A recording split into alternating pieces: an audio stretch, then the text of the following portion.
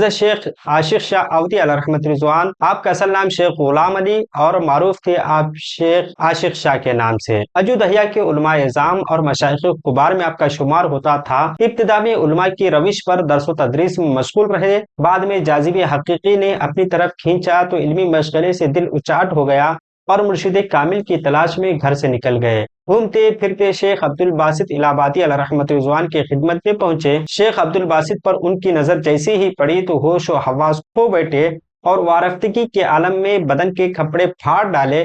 बाद में इफाका हुआ तो शेख इलाहाबादी अलैहि रहमत रिजवान ने उन्हें अजूदहिया वापस लौट जाने का हुक्म दिया। चुनांचे हुक्म के मुताबिक वापस तो आ गए, मगर शेख की निगाह किमिया असर ने उनकी दिल की दुनिया बदल डाली थी।